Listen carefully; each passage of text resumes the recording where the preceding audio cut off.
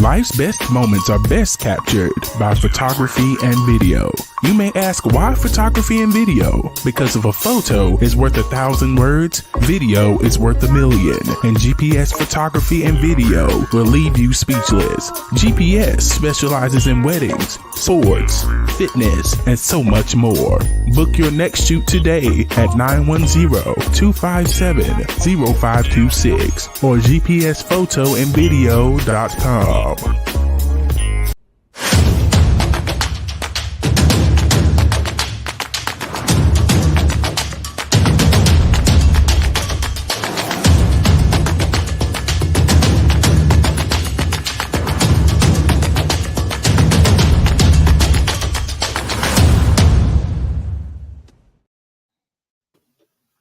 Welcome to the Amazon's podcast. I'm Glenn Young, owner of Amazon's fitness magazine, Celebrate the Female Physique. Subscribe to amazonsfitmag.com. The podcast is brought to you by Maximus Posing Suits. Celebrate your inner warrior. Custom-made competition suits for victory on every stage. MaximusPosingSuits.com. And, of course, GPS Photography and Video. That's me. Why photography and video? Because if a photo is worth 1,000 words, video is worth 1,000,000. gpsphotoandvideo.com. My guest, NPC female bodybuilder. She is an entrepreneur, hairdresser, exhibitionist, adult content maker, Ecko Homolka. Hello. Thank you for having me. Thank you for coming on. I really appreciate you. Yeah. So this is great. So it's an honor, believe me. And so glad you agreed to come on. We've been talking back and forth. And so this is great. Yeah, I'm excited. Sorry I got the time wrong. No problem. Little space case, I guess. And you were out there in the Pacific Northwest in Seattle, right? Spokane, Washington. Yeah. Okay. So close to Seattle. I got you. You. So tell me about Ecko Homolka. Oh gosh. What do you want to know? Well, I mean, how did you get started in bodybuilding? Tell me about your fitness journey. Were you in other categories before you started women's bodybuilding, or did you come straight in as women's bodybuilder? Okay, so I was never in the fitness industry. I was never in sports. I was, matter of fact, the cops called on me in 6th grade because I skipped gym by writing notes from my stepdad because I didn't want to do gym. And so, 2016, I decided I wanted to be healthy and I lost weight. And over the next few years, I had done some like at-home workouts. This one, like Tony Horton, I think is his name, Tony something. Anyways, I had like weights at home and stuff, and really liked that. And, my body kind of like responded to it, but I was busy losing weight. And so I lost 100 pounds and then I hired a trainer. Yeah, I used to be a chubster.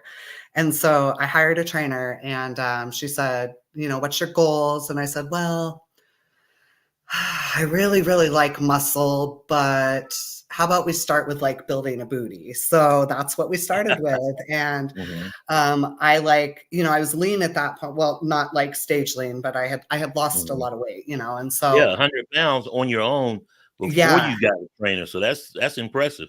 Yeah, thank you.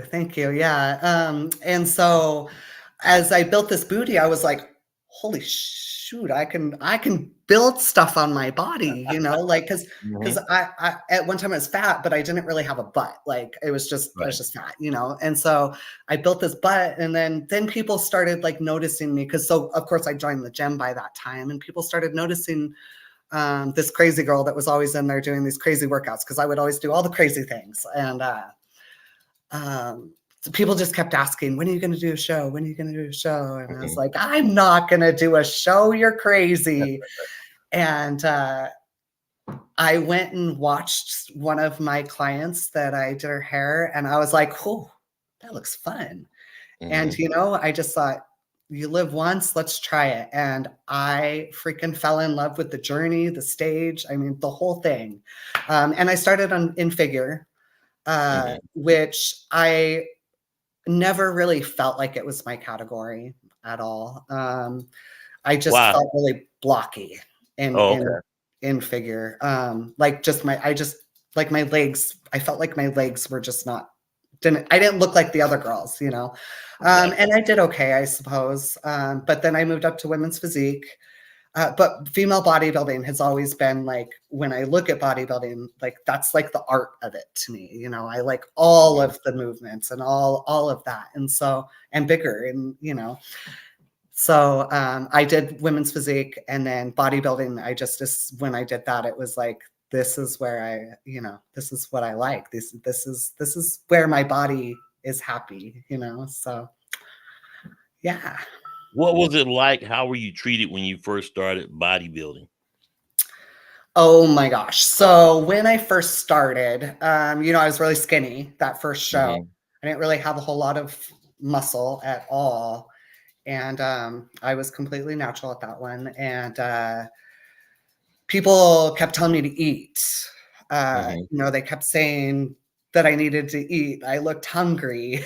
And that was kind of more like, and then also I would get comments like, oh, you're not going to get really big like some of those girls, are you? And I just would be like, oh, I don't know. I'm just getting on stage, and then as I got bigger, of course, those comments changed and became different. But well, let me ask you this: how were the comments before you lost all the weight? Were they pretty much the same, putting you down, or was it just like, okay, she's a big girl and they rolled on? Yep. I guess I was just another fat girl in the neighborhood. So you didn't start really getting hate until you lost 100 pounds and started working out. Yep. And competing. Yep. And that's true. That's true. Yeah. I mean, now were there like, funny how that works, doesn't it? Yeah, it's kind of crazy. Yeah. Yeah. I mean, are there like, do people have preferences like when you're in like the dating world of bodies? Yeah, of course. I was married at the time, but of course, but the hate and the verbal comments from others didn't start until I started being fit. Yeah. And like on a different level fit. All right. Yeah. But at the end of the day, it just came out to be jealousy. And a lot of whether was the hate coming from women, guys, or everybody in general? It's kind of a little of both. I feel like in some states where it's more country, I get more hate from guys. Girls, it's more of like a disgust thing, like, oh, I wouldn't want to look like that type thing, or the complete opposite. I obviously experienced the opposite of that as well. So will you compete this year? Yes, I am planning to compete. Yes, I'm so excited. Yes, I am going for my pro card again. So last year I got third at USA's, so not good enough. I didn't come in tight enough. So I'm going for Masters Nationals this year is the show that I'm shooting for my pro cards. So yeah, I am going to do a warm-up show over here in Seattle. It's called the Tangi Johnson, and that's in June. Unfortunately, they don't have women's bodybuilding. But the timing is just perfect. And it's close to my house. So I'm going to do women's physique at that one. But I'm also equally excited about it. So then when you do go for your pro card, where will you'll do it in Spokane, Washington, that area, or will you come across the country? I'm coming to Pittsburgh in July. Well, there you go. In July. Game on. July. There you go. Yeah. Let me write that down. Put a tick mark. Yep. I'll be there. Stuff. Yep. It's happening. So, and that's most. Tell me about, you got new coaches now. Who do you have in your corner that's training you and prepping? I do. So it's a husband and wife team. They're local to Spokane. They are Lydia and Mel. Their team is called Top Gun Fitness. Okay. And they have a lot of local athletes that they've helped turn pro. I mean, a lot. They have a very, very big team. And it's very cool to be a part of their team. So I'm having fun with them. It's an interesting thing. They have a posing center, so I get to go and, I'm the only female bodybuilder there, so I posed with the guys. So, I dig that shit. So, because I'm a tool like that, but Good stuff. Do you have a separate posing coach, or are they doing everything? So they are doing everything. I have a posing coach that I meet with off and on. Her name is Barb. I haven't met with her this season, but normally I do meet with her. She's a local judge, NPC judge, actually. Okay. That actually taught me how to pose in the very beginning. So sometimes I meet up with her and she perfects my stuff. And then I have a choreographer that did my routine for me, which she's another local guy. I like to use local people because, we all can use the support. And she's a gymnastics dance coach. So, oh, nice. Yeah. And so she made me a pretty cool routine I'm pretty excited about. What genre of music do you like to use in your routines, or does it matter? It's I feel like it's so hard to pick a song because I've done kind of like I don't even know what genre it would be. This year's kind of like poppy. Years before I've done like kind of like classical, so it kind of like varies. I always say when I was picking a song this year and I was talking to my choreographer, I said, because I'm 42. So I said, I don't want to look like I'm old on stage with too old of a song, but I don't want to look like I'm old on stage with too young of a song either. And so, that's tough. Yeah. You know what I mean? Like too old trying to look I don't know. So, and maybe I'm just think too much into it, but so I think it just kind of varies. Normally it's a song that I can feel with my heart, really resonates with me. I've done like song Warrior and songs like that. But this year the song is just solely the beat. It's a good beat. So yeah. Good stuff. Yeah. So Sex and Bodybuilding was an article that was published in the September 2022 issue of Amazon's fitness magazine. Rashana Boswell's on the cover. And that being said, what a segue into it. Talk to me about sex and bodybuilding. Sex and bodybuilding. What do you want to know about it? Well, hold on, strap in. No. Well, from the standpoint of PEDs are known to heighten sexual awareness, sexual arousal, if you will. Is that a true statement? What does it do for you? It is. It is definitely. Okay. I noticed that it was like a teenage boy, what I imagine what a teenage boy was like, when like when you were growing up. It was kind of like that. It's kind of like a unquenchable thing. Yes, I would say yes. Okay. How did you get started in adult content? You had OnlyFans. How did you get into that whole genre? Was it something that you thought about at first? Like, nah, do I really want to do this? Or did you just jump right in? No, it's something I've always wanted to do on a level. However, there was changes in my life. Went through a divorce. Financially, I was struggling. And I had so this is how this all started. So I had one of my hair clients reached out to me and said, "Hey, your new Instagram, it's just your legs." And because I now have a new Instagram from the old one. My old Instagram, somebody hacked and deleted. But somebody had taken pictures from my old Instagram and screenshot them. Wow. And then like cut off just my legs and then had like a sole Instagram of just my legs. To build their page. Yeah. And that was their page. And it's obvious that my legs are my legs. I have tattoos. I mean, they're my legs, And so my client says, that's kind of interesting. And I was like, what are you talking about? So I get on the page and I'm like, what the heck is this?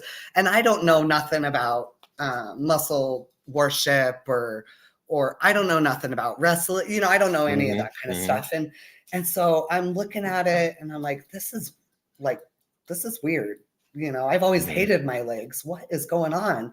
And so I reported it because it weirded me out. I was like, this Right. is weird, you know. And then but it piqued my interest. And so, of course, I'm looking at the page and there's all these hashtags. And the hashtags are like legs, calves, calf fetish. I mean, just all these different hashtags. And so I start going down the rabbit hole of all these hashtags. And I see all of these women, you know, that have legs like mine and or muscles, you know, and all the different things that you could find on these different hashtags. And I thought, well, there's a market. Oh, I'm yes. missing it, you know, and I am an entrepreneur. I've always been. And so I was like, okay, I'm struggling. Like, this could be something I could do on the side. I'm already running my salon business over full time. You know, I was in school for personal training as well at the time. And so I was like, this is money. And so I started it with that. And did that for a couple years, and then that was just kind of just at home, you know, just kind of my own thing. And I would do kind of some orders through Instagram for people, and that was it. And it was pretty kind of hush hush the first couple years I had it. And then what happened? I lost my train of thought here. I'm nervous. Well, how did it progress where it went from I know. So So I had taken a bunch of watermelons to a barbecue. And it was a bunch of bodybuilders, and we all tried to pop these watermelons with our legs, and none of us could do it, right? Made famous by Courtney Olsen, I believe it first. Yes. And I had followed her and I had seen her do it. And so I took all these watermelons to this barbecue, and I thought, this girl can do it.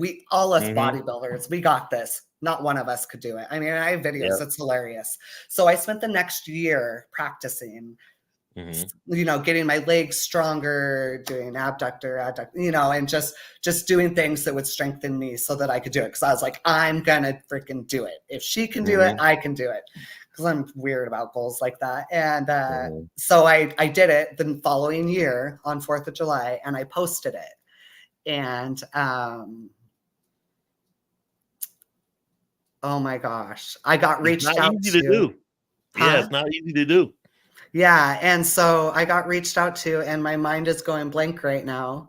But I came to Olympia and I worked for him and her biceps. And a wrestling. Herbiceps.com. Yep. Yeah. So I did her biceps, and then oh my gosh, he would be so upset with me that I cannot. I'm drawing a blank right now. I know who you're talking about. I can't recall his name either, but I know who you're talking about. Yeah. So anyways, I did that, and that kind of just opened up the door. And when I met with him, I said, you know, I keep hearing Hans. I don't know if you know who Hans is, but Hans is a guy that's in the wrestling world, had reached out to me, like sent me a private message asking me if I offered sessions. And I told him, no, he was weird. Well, of course, it piqued my interest. And so when I did this wrestling match, I asked him about it, and he connected me. And that's where it all kind of just went from there. Got you. And it's a big money business, money-making venture. And of course, it progresses. But the biggest thing from the beginning, and I'll go back to it, when someone hacks into your Instagram, they've stole your name, image, and likeness to make money off of it. Now, I think the biggest thing for women that's doing any kind of content is they want to control it. They need to control it. Learn how to do their own websites and control their content. So you're putting out what you want to put out, not by someone else, whether it's stolen or whatnot, or speak for yourself. And a lot of the reasons behind Amazon's fitness magazine, to hear all the comments and everything that everybody was saying. And at the same token, you know, hey, why do you take photography of those women? And I shoot all women, all body types. I love all 6 divisions, you know, bikini, wellness, women's physique, women's bodybuilding, fitness and figure, but also CrossFit and girls that just look good, lifting heavy shit, you know, that are aesthetically pleasing with their physique. And to get pictures of that, I mean, it's a big deal. But people who steal your content can't stand those guys, and then they wouldn't choose to make money off of it. So I guess coming back around to my question, what is your advice to those that want to control their content, put out what they want to put out, and make their own money? I mean, well, first off, you have to decide that you don't care what others think. I mean, that's big, because I've lost a lot of relationships because of what I do now. You know, but you have to make the moves, and you have to copyright your stuff, you know, pay for your own website. You know, I mean, if that's important to you, you got to make those moves to protect your stuff. You know, gosh, that's a good question. I don't really know. I mean, aside from jumping into, like, you know, like I made my own website so nobody can get my name on their website, you know, so stuff like that. And I don't know. And I was saying, of course, trademark your name as well, like Ecko, for example. But you control your content. You're putting it out there, not anyone else. And of course, that cuts off the pipeline. And I think that's the biggest fear out there for a lot of people who produce adult content, is people like you to get their own website, to learn how to do their own film. They're doing their own producing. And, you know, that cuts off the money. Now, instead of 20% of the money coming to you, 80-90% is coming to you, which is as it should be. Exactly. When it comes to an entrepreneur and you own your own salon? I own my own business. So I don't own the salon itself, but I own my own business within the salon. So what's your day like? How many appointments will you do in a day? Is it most like weekend or trendy? Do you do hair and makeup for the shows? So, well, things have changed a lot. So before I started traveling and stuff, I was in the salon. I would train people at the gym at 4 a.m. and then I'd be at the salon at 9, and I'd work from 9 to 4. And then I would go back to the gym and train people until 9 o'clock at night. So now I am there only 8 days a month, and my clientele is very limited. I'm thankfully I have the you know, I'm lucky that I can do that now. So now I only do a couple people. I have a little puppy that I have now. So I don't like to be gone from the house too long. So I'm very lucky with that now. I'm not in there as much, but I used to be in there all the time, and I did hair and lashes. Now I don't do lashes because lashes are a time sensitive thing, and I'm not in the salon enough for that.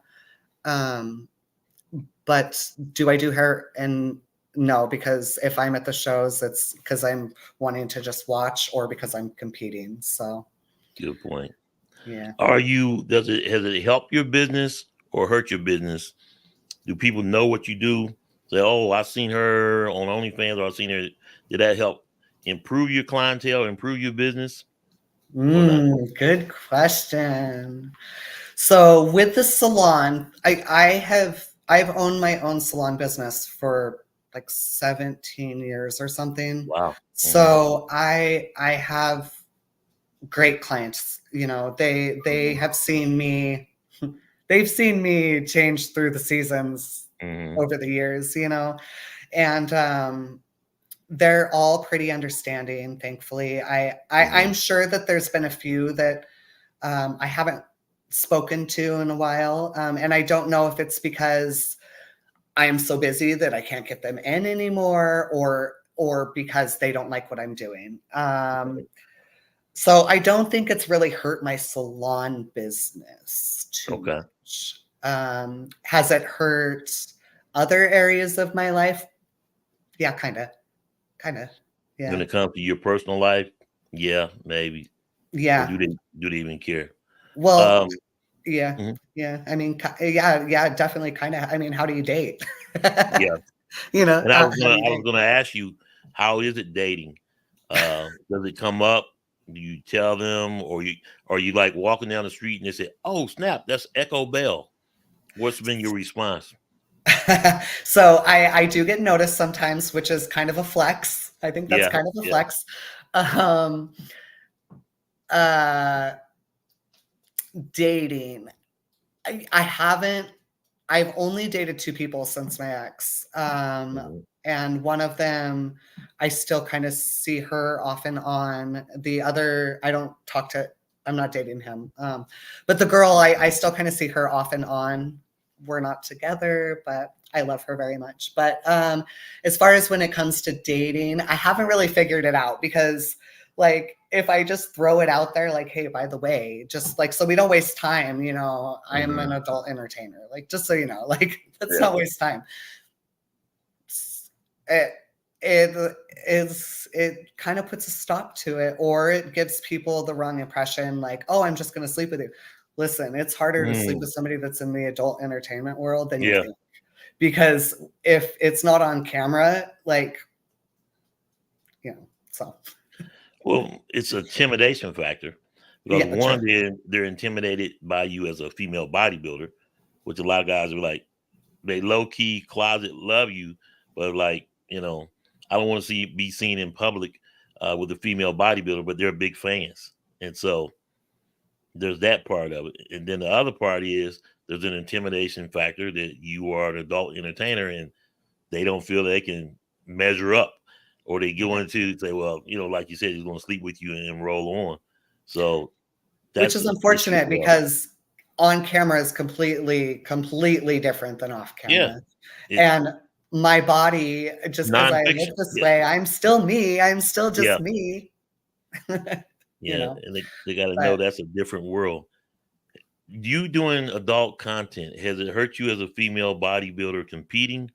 Helped you because the judges see you, the judges have seen you, and maybe so, maybe no. But I'm just, uh, is that a factor, or what's been your experience with that? you know, I'm gonna say that it probably has not helped me. Hmm. And it's not that I've actually experienced it, like I can actually tangibly say this actually happened. But Hmm. my feelings, I feel like it has hurt me with when I compete at local shows because all the judges know me, know who I am, know what I do. I don't think most of the judges are into it, or I don't know. So I do think that might make them. I worry that it makes Hmm. them think that I'm not serious about and being an athlete because I do this other side to it. You know, Yeah. because they're two separate things. But Yes. my athletic part just happens to show a lot on this other part. You know, I mean, Hmm. so I do worry that they don't take me as serious because of this other side of me. So Because it creates I, a bias. yeah, Like, yeah, yeah. yeah. You know, and I remember reading, I don't know, was it last year or the year before when there was the big thing about how women are feeling sexualized and they can't win if they're Objectified. Yeah. not doing this. I almost feel like it's the opposite, but I haven't competed at the higher level like that to be able to speak on that level. But Right. you know, I almost feel like it's the opposite. Like we're treated harsher because of what we do. But Right. I don't really know for sure. So And one of the factors for me, with the magazine when it first came out, one of the comments getting, well, that's just a small magazine, or it's everybody had their preconceived notions that it was somehow was a nude magazine or was adult content in it. And for as long as I was getting subscribers to the site, and then you get the comment, hey, where's the chat room? Where is the news? Where is this and where is that? Like, guy, it was never built as that type of magazine. And it's to yeah, the point where it's a niche or niche, however you want to say it, part of shooting female bodybuilders. I mean, photographers will actively go out there, shoot bikinis and wellness all day long, but nobody's going to go and shoot the big girls, with the exception of people like Sean Nelson and her biceps, for example. To right. me, you know, when it comes to marketing, you got to shoot every body type because, as you said, there's an appeal to each body, each part Yeah, of the female body, and you celebrate. There go, uh, celebrate the female physique. yeah. Amazon'sFitMag.com. But that I was love something I that. experienced, and I wouldn't try to measure my trials and tribulations of what the female bodybuilder goes through. But I've been like, has it hurt my photography business? Because I shoot everything, school photography, weddings, events. The answer is no. Have I been in Walmart and this actually happened to me?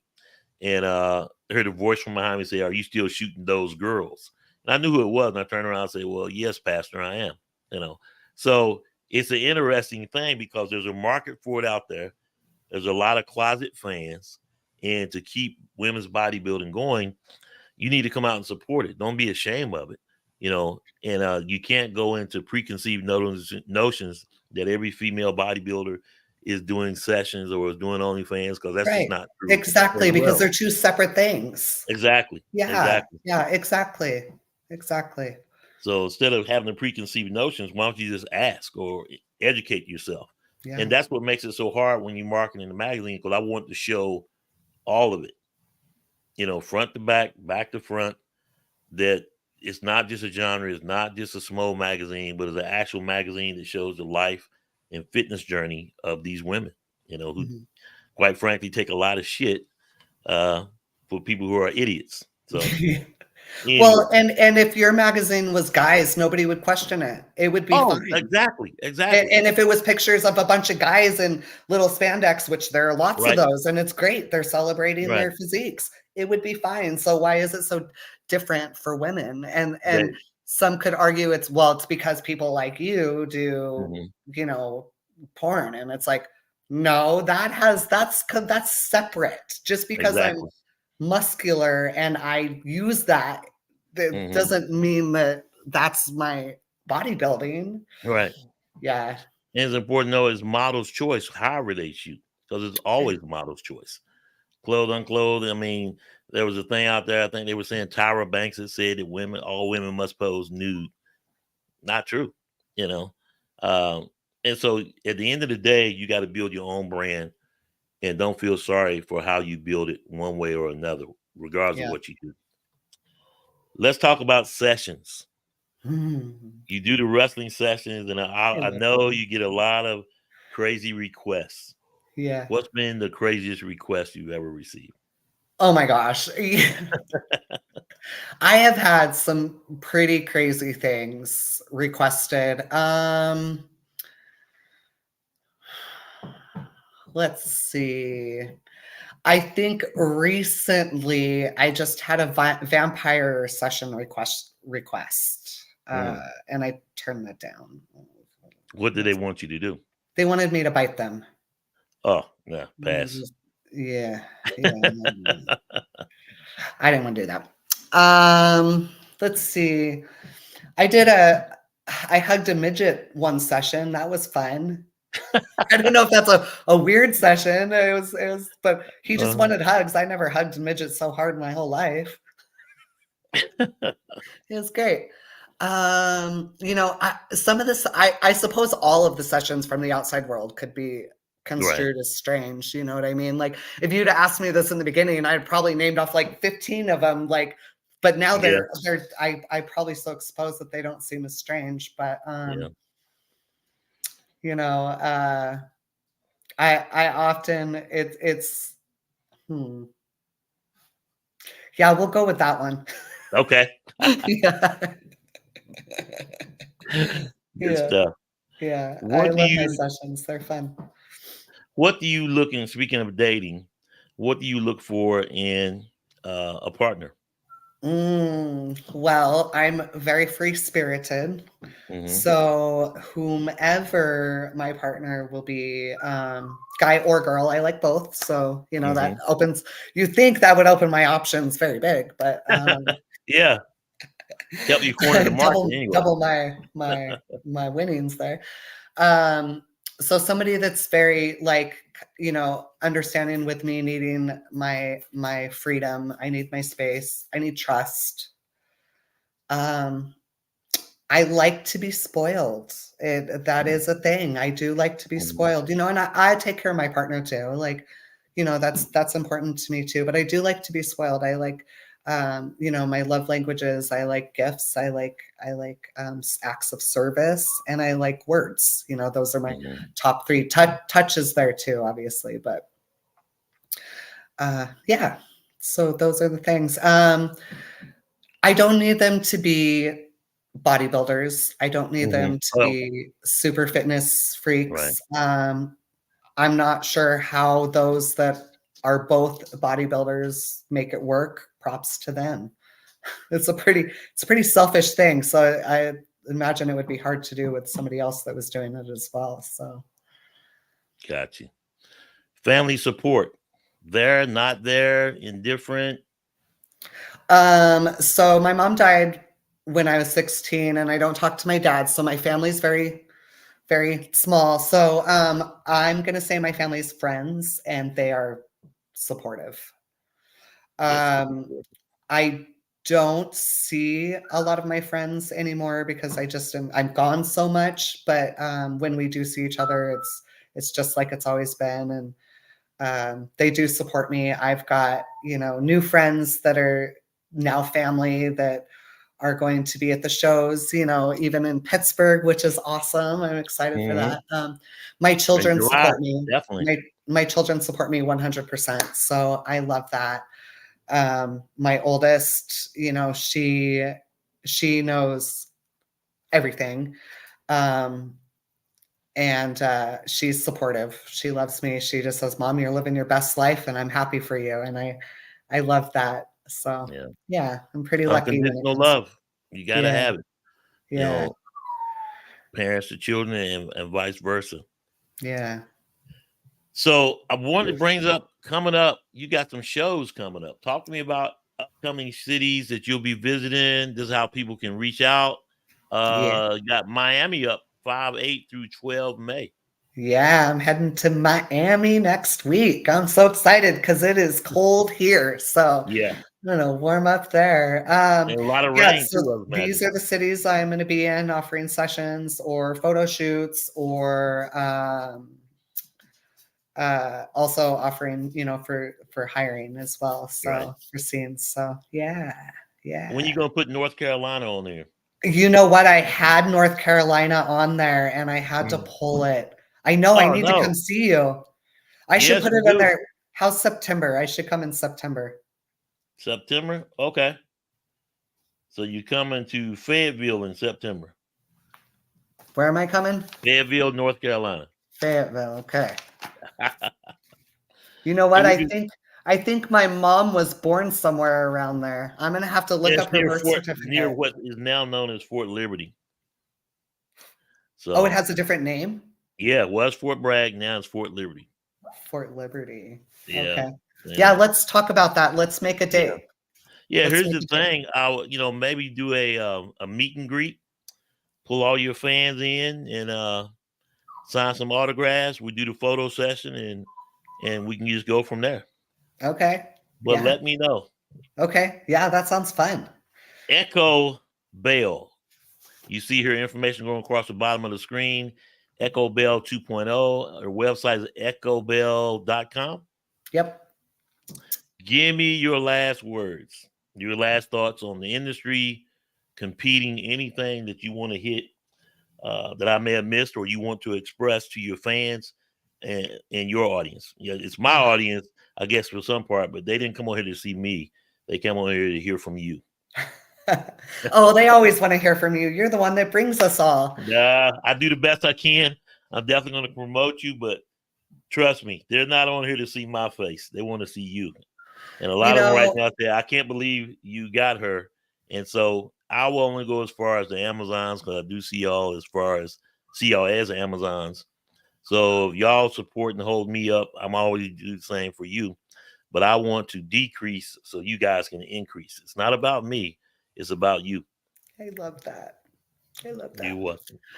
I do want to send a thank you out to all my fans because I appreciate all of you. Like, there have been some dark times in the last few years, and if it wasn't for my fans, being there for me, I don't know. Like, that might sound kind of cheesy or whatever, but it's true. Like, there was some dark times, and even like during COVID. So I just want to say thank you. Like, I appreciate everybody.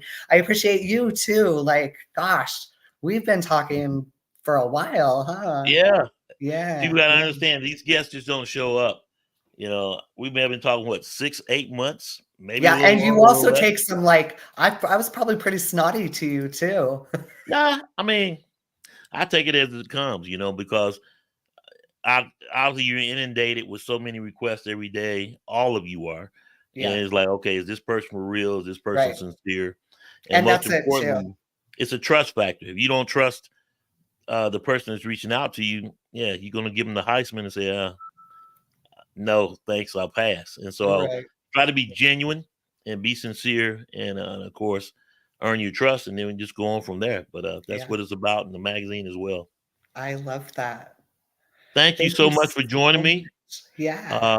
Obviously, we're going to talk more as we get closer to your show in Pittsburgh. You're doing the Nationals. All the best. Go get that pro card.